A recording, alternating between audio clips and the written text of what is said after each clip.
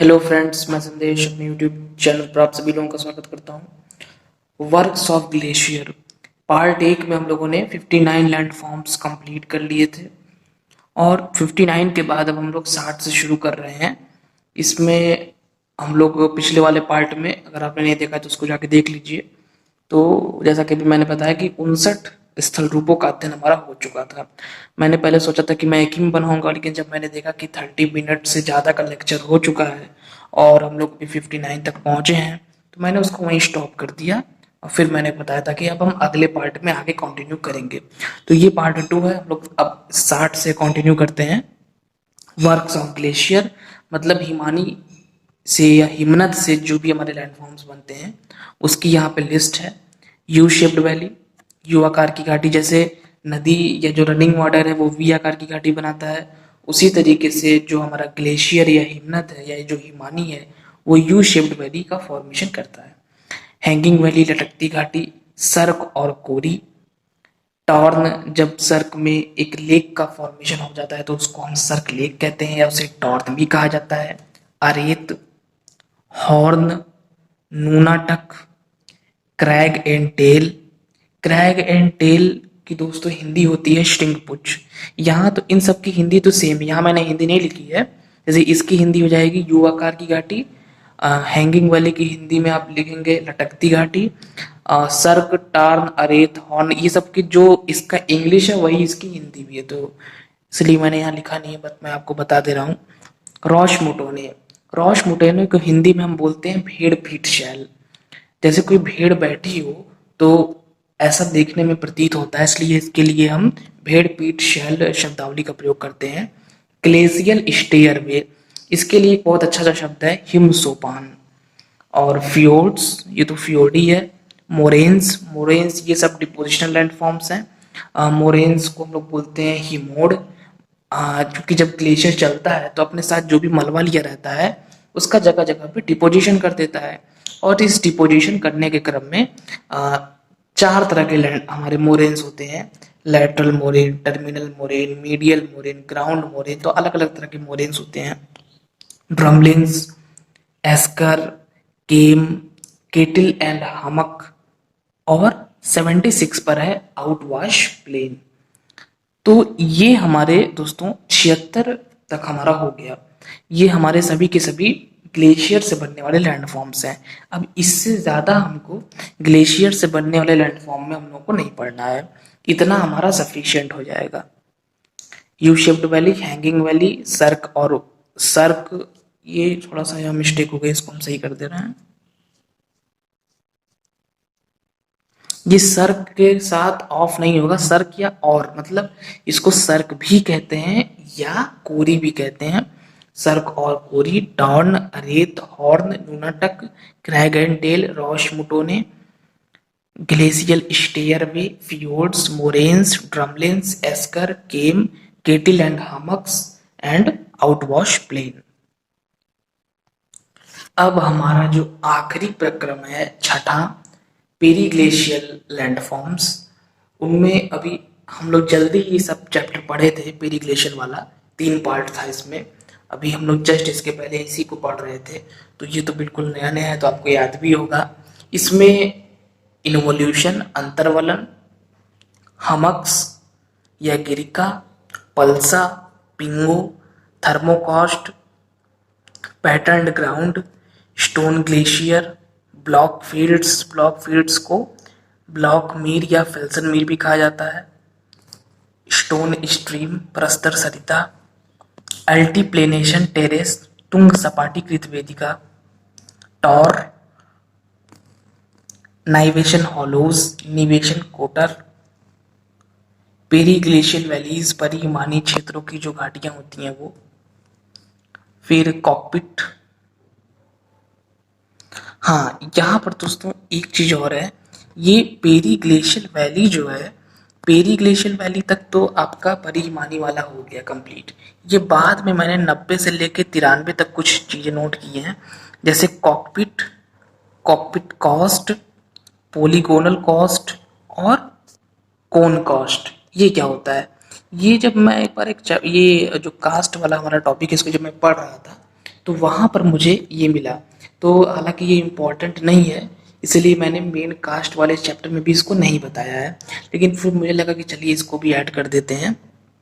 तो ये जैसे जब कास्ट वाले एरिया में हम लोग पढ़े थे sink hole, swallow hole, doline, uvala, polje, ये सब, तो उसी में ये सब भी अलग अलग प्रकार के कुछ, जब छोटा सा छेद होता है तो हम उसको बोलते हैं सिंक होल, जब उससे बड़ा होता है तो उसको बोलते हैं स्वेलो होल, जब उससे बड़ा हो जाता है तो बोलते हैं डोलाइन, फिर उससे बड़ा युवाला और युवाला से बड़ा पोलजे। मतलब जैसे जैसे जो हमारा जल है वो उस चूने चूने की चट्टान को काटता रहता है और नया शेप बनाता रहता है अलग अलग तरह का, और जैसे जैसे उसका शेप बदलता जाएगा उसका नाम बदलता जाएगा, कभी सिंक होल, फिर स्वेलो होल, फिर डोलाइन, युवाला, पोल, जैसे ऐसे। तो ये चारों अलग अलग प्रकार के आकारों के नाम है जो कि यहाँ लिखे हुए हैं। कभी तारा के आकार का हो जाता है, कभी कोन के आकार का हो जाता है, तो इसीलिए इसके नामकरण किया गया इसका। ये उतनी इम्पोर्टेंट चीज़ नहीं है। तो ये हमारे 93 प्रकार के लैंडफॉर्म जो मैंने आपको पहले ही पार्ट में बताया था, ये कंप्लीट हो गए। अब इसको पढ़ने का मतलब क्या है, इसको इन दो पार्ट्स हैं हमारे, पहला वाला पार्ट और ये हमारा सेकंड पार्ट छोटा सा था। अब इससे क्या होगा कि लैंडफॉर्म से रिलेटेड अगर कभी भी प्रश्न आएगा कि पर्टिकुलर ये लैंडफॉर्म किस प्रक्रम के माध्यम से बनता है, या किसी प्रक्रम में भी कौन सा लैंडफॉर्म इरोजनल है, कौन सा डिपोजिशनल है, तो ये चीज़ें आपकी आसानी से यहाँ पे तैयार हो जाएंगी, क्लियर हो जाएंगी। जैसे मान लीजिए अगर एग्जाम्पल के तौर पे हम पूछें कि लोयस लोयस का जो फॉर्मेशन होता है ये किस प्रकार के प्रक्रम के माध्यम से होता है, तो अगर आपने ये पूरे दोनों पार्ट अच्छे से पढ़े होंगे तो आप इसका उत्तर देंगे कि लोयस विंड, पवन से बनने वाला एक लैंडफॉर्म है। हिमानी से तो बनता नहीं है, ना कि नदी से बनता है, पवन से बनता है। फिर आपसे प्रश्न पूछा जाएगा कि ये डिपोजिशनल है कि इरोजनल है, तो आप बताएंगे नहीं, ये इरोजनल नहीं है, ये डिपोजिशनल है। अगर हम और थोड़ा सा जटिल पूछें तो मान लीजिए पूछा जा सकता है कि हैंगिंग वैली